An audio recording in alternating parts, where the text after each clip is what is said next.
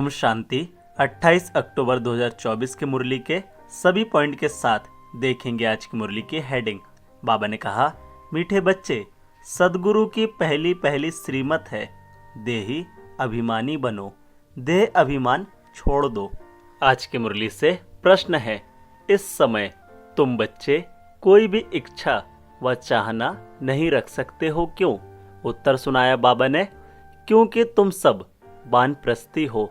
तुम जानते हो इन आँखों से जो कुछ देखते हैं वह सब विनाश होना है। अब तुम्हें कुछ भी नहीं चाहिए, बिल्कुल बैगर बनना है।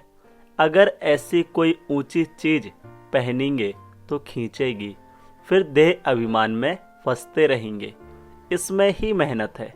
जब मेहनत कर पूरे देही अभिमानी बनो तब विश्व की बादशाही मिलेगी। आज की मुरली से पहला मुख्य पॉइंट, यह 15 मिनट व आधा घंटा बच्चे बैठते हैं। बाबा भी 15 मिनट बिठाते हैं कि अपने को आत्मा समझ बाप को याद करो। मुरली के 15 मिनट पहले हमें बाबा को याद करना है। यह शिक्षा एक ही बार मिलती है, फिर कभी नहीं मिलेगी। सतयुग में ऐसे नहीं कहेंगे कि आत्मा अभिमानी हो बैठो। यह एक ही सदगुरु कहते हैं। उनके लिए कहा जाता है, एक सदगुरु तारे, बाकी सब बोरे अर्थात डुबोए। यहाँ बाप तुमको देही अभिमानी बनाते हैं। खुद भी देही है ना। समझाने के लिए कहते हैं, मैं तुम सभी आत्माओं का बाप हूँ। उनको तो देही बन बाप को याद नहीं करना है। याद भी वही करेंगे जो आदि सनातन देवी देवता धर्म के भांति होंगे। आज की मुरली से दूसरा मुख्य पॉइंट, बाप से तुमको नॉलेज मिलती है। वह है ऊंचते ऊंच पद भी तुम ऊंच पाते हो। स्वर्ग में भी ऊंच पद चाहिए ना। यह मनुष्य नहीं समझते हैं। स्वर्ग में देवी देवताओं की राजधानी है। राजधानी में राजा रानी, प्रजा, गरीब साहूकार आदि यह सब कैसे बने होंगे अभी तुम जानते हो। आदि सनातन देवी देवता धर्म की स्थापना कैसे हो रही है, कौन करते हैं? भगवान। बाप फिर कहते हैं, बच्चे, जो कुछ होता है ड्रामा के प्लान अनुसार सब ड्रामा के वश है। बाप भी कहते हैं, मैं ड्रामा के वश हूँ। मेरे को भी पाठ मिला हुआ है, वही पाठ बजाता हूँ। आज की मुरली से तीसरा मुख्य पॉइंट बड़े ध्यान से सुनेंगे। बाबा ने कहा, हर एक जैसे पुरुषार्थ करते हैं वह झट स्थूल में भी मालूम पड़ जाता है। यह बाप को याद करते हैं व नहीं, देही अभिमानी बने हैं व नहीं। यह नॉलेज में तीखा है, एक्टिविटी से समझा जाता है। बाप कोई को कुछ डायरेक्ट कहते नहीं हैं, फंक ना हो जाए, अफसोस में ना पड़ जाए कि है बाबा ने क्या कहा और सब क्या कहेंगे। बाप बतला सकते हैं कि फलाने फलाने कैसी सर्विस करते हैं। सारा सर्विस पर मदार है। बाप भी आकर सर्विस करते हैं ना। बच्चों को ही बाप को याद करना है। याद की सब्जेक्ट ही डिफ़िकल्ट है। बाप योग और नॉलेज सिखलाते हैं। नॉलेज तो बहुत सहज है, बाकी याद में ही फेल होते हैं। देह अभिमान आ जाता है, फिर यह चाहिए, यह अच्छी चीज़ चाहिए, ऐसे ऐसे ख्यालात आते हैं। आज की मुरली से चौथा मुख्य पॉइंट, बाबा ने कहा, तुमको तो अब वानप्रस्थ में जाना है, फिर कोई भी ऐसी चीज नहीं पहन सकते हैं। अगर ऐसी कोई दुनियावी चीज होगी तो खींचेगी, शरीर भी खींचेगा। घड़ी घड़ी देह अभिमान में ले आते हैं। इसमें है मेहनत। मेहनत बगैर विश्व की बादशाही थोड़े ही मिल सकती है। मेहनत भी नंबरवार पुरुषार्थ अनुसार कल्प कल्प करते आए हो, करते रहते हो, रिजल्ट प्रत्यक्ष होती जाएगी।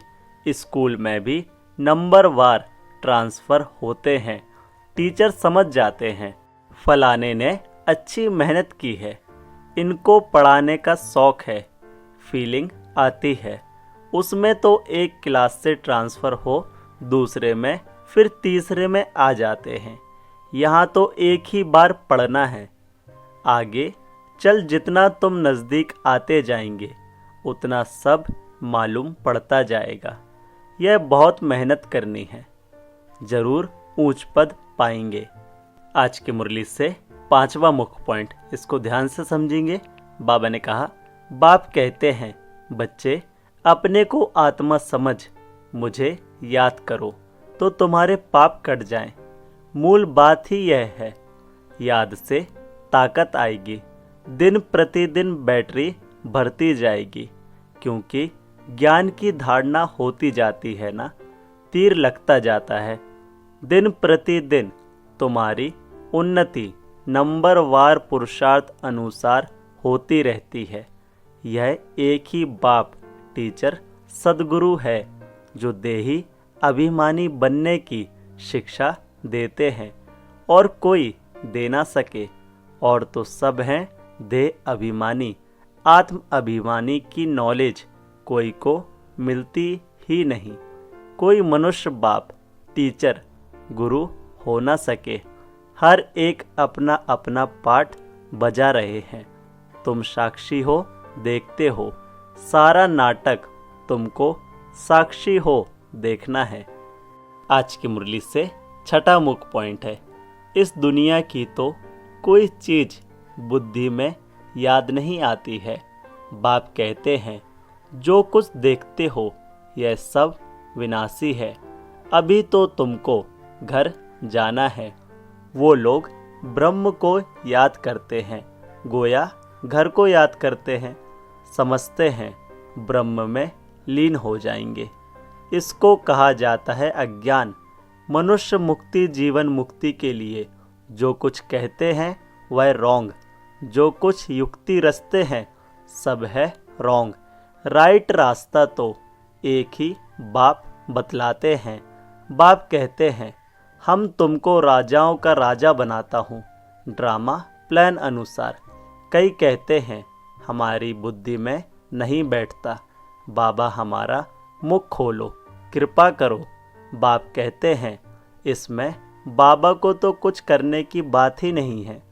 मुख्य बात है तुमको डायरेक्शन पर चलना है।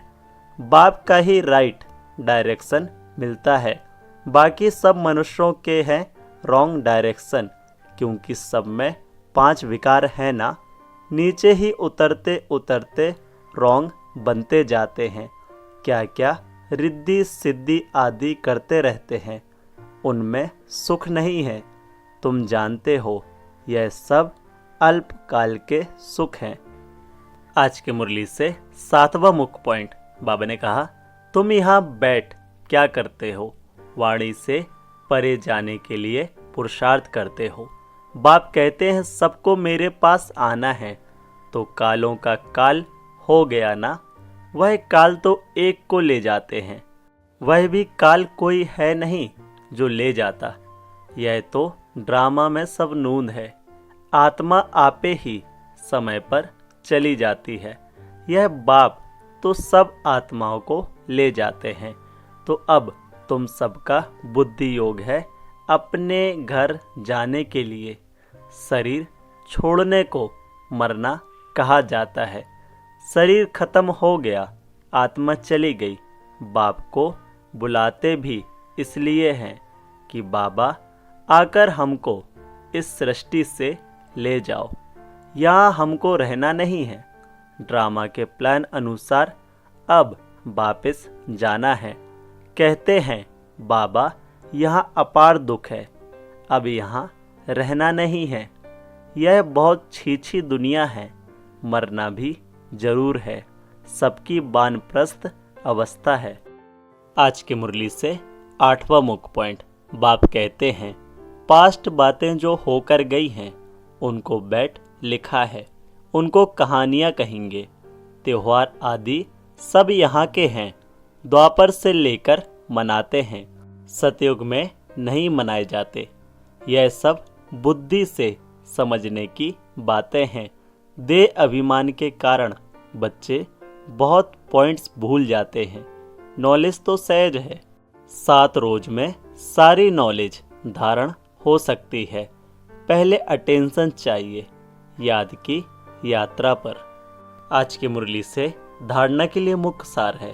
पहला, इस बेहद नाटक में एक्ट करते हुए सारे नाटक को साक्षी होकर देखना है। इसमें मूंझना नहीं है। इस दुनिया की कोई भी चीज देखते हुए बुद्धि में याद ना आए। दूसरा पॉइंट, अपने आसुरी स्वभाव को बदल दैवी स्वभाव धारण करना है। एक दो का मददगार होकर चलना है, किसी को तंग नहीं करना है। आज की मुरली से प्यारा वरदान है। बाबा ने कहा, स्वयं में सर्व शक्तियों को इमर्ज रूप में अनुभव करने वाले सर्व सिद्धि स्वरूप भव।